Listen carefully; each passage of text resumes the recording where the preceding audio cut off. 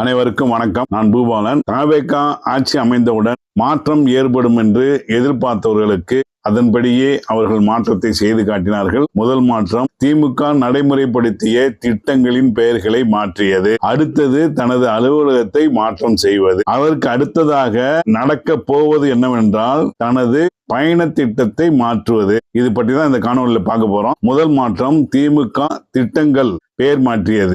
மகளிர் விடியல் பயணம் மகளிர் பயணமாக மாறியது. தாய் மாணவர் திட்டம் பொது விநியோக திட்டமாக மாறியது. முதல்வரின் காலை உணவு திட்டம் பெருந்தலைவர் காமராஜர் காலை உணவு திட்டமாக மாறியது.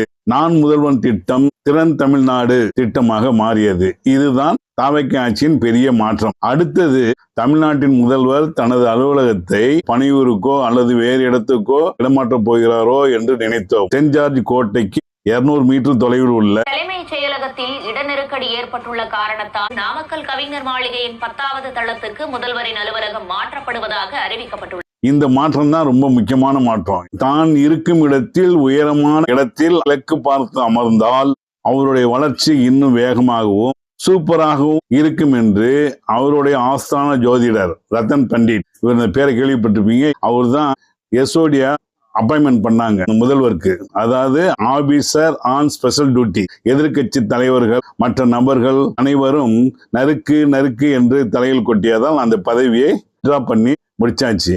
இப்ப அவர் கொடுத்த ஆலோசனை தான் இந்த ரத்தன் பண்டிட் வேத ஜோதிடர் மட்டுமல்ல, என் ஜோதிடர் கூட. அதனாலதான் அவர் பக்கத்தில் இருக்கிற 11 அடுக்கு கொண்ட நாமக்கல் கவிஞர் மாளிகையில் நீங்கள் மாற வேண்டும், நீங்கள் அதில் உச்சாணியில் இருக்க வேண்டும் என்றால், நல்லா கவனிச்சிங்க, உச்சாணினா 11வது அடுக்குல தான் அவருடைய ஆபீஸ் அமையணும். அங்க அமையக்கூடாது. ஏன்னா 11ல 1 + 1 2, அவர் 2வது இடத்துக்கு போயிடுவாரு. 10ன்னா 1 தான், பூஜ்ஜியத்துக்கு மதிப்பு இல்ல 1, அதனால 10வது இடத்துக்கு மாறணும். ஆனா அதே நேரத்துல 11 தளம் கொண்ட மாளிகைக்கு போவதனால அதுக்கான செலவினம் 11 கோடியாக இருக்க வேண்டும். இது எல்லாமே ஒரு ஜோதிட அமைப்பில் ஏற்படுத்தப்பட்ட அமைப்பாகத்தான் தெரிகிறது. கிழக்கு பார்த்து அமைக்க வேண்டும், கடலை நோக்கி நீங்கள் பார்க்க வேண்டும் என்பது போன்ற கருத்துக்களின் அடிப்படையில் தான் இந்த அலுவலகம் மாற்றப்படுவதாக செய்திகள் வந்து கொண்டிருக்கிறது.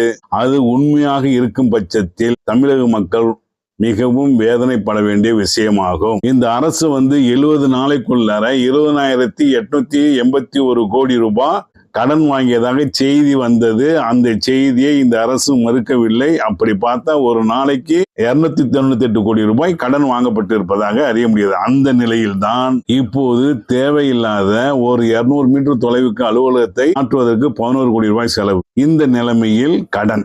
3வது பயணத்திட்ட மாற்றம்னு ஒண்ணு இருக்கு. நடக்கும் போதுதான் தெரியும். ஏனென்றால் நாமக்கல் கவிஞர் மாளிகையில் 11 அடுக்கு இருக்குது, அதுக்கு மேல மொட்டை மாடி இருக்குது.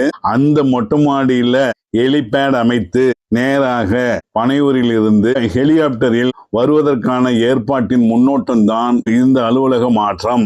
10வது மாடிக்கு வந்தாச்சுன்னா 11வது மாடியிலேருந்து ஹெலிகாப்டர்ல இறங்கி நேரா ஆபீஸுக்குள்ள உள்ள வந்துடலாம். திருப்பி மேல போய் அங்கிருந்து ஹெலிகாப்டர் பிடிச்சி பனையூர்ல போய் இருந்துக்கலாம். இப்ப நாமக்கல் கவிஞர் மாளிகை 11வது தளத்துல ஒரு ஹெலிபேடும் பனையூர்ல ஒரு ஹெலிபேடும் அமைச்சுட்டா முடிஞ்சிச்சு. பயண மாற்றம் இது எல்லாமே நடந்து முடிஞ்சிடும். இடமாற்றம் தற்போது 11 கோடியில் தேவைதானா என்பதை மக்கள் தான் முடிவு செய்ய வேண்டும். அடுத்ததாக, பயண மாற்றத்தில் ஹெலிகாப்டரில் பயணம் மேற்கொள்ளும் நிலையும் ஏற்படும் என்ற அச்சத்தை இங்கு பதிவு செய்ய வேண்டிய நிலை ஏற்பட்டுள்ளது.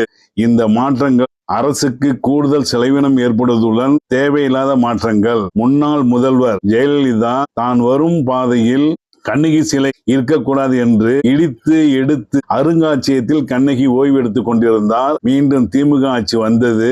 அதே இடத்தில் கண்ணகி சிலை நிறுவப்பட்டது. அந்த ஜோதிடர் சொன்னபடி கண்ணகி சிலையை எடுத்தால் உங்களுக்கு பயன் கிடைக்கும் என்றால் மீண்டும் ஜெயலலிதா அல்லவா ஜெயித்திருக்க வேண்டும். இந்த அடிப்படை விஷயங்கள் இப்போது உள்ள ஆட்சியாளருக்கு தெரியாமல் போனது மிகவும் வேதனையாக உள்ளது. ஜோதிடர்களை பொறுத்தவரை ஏதாவது ஒன்று நடந்துவிட்டால் அதையே பிடித்து கொண்டு இந்த விஜய் டிவியில் வரும் சிறகடிக்கும் ஆசையில் பப்ரப்பா மனோஜ் போல் சில விஷயங்களை தொடர்ந்து சொல்லிக் கொண்டே இருப்பார்கள். இதை கேட்பதற்கு ஆட்சியாளர்கள் கவனம் செலுத்தக்கூடாது. பொதுமக்கள் நலன், பொதுமக்கள் பயன், பொதுமக்கள் நிதி ஆகியவற்றில் கவனம் செலுத்தி சிறப்பாக ஆட்சி செய்ய வேண்டும் என்ற நோக்கத்தில் தான் இந்த காணொளி வெளியிடப்படுகிறது.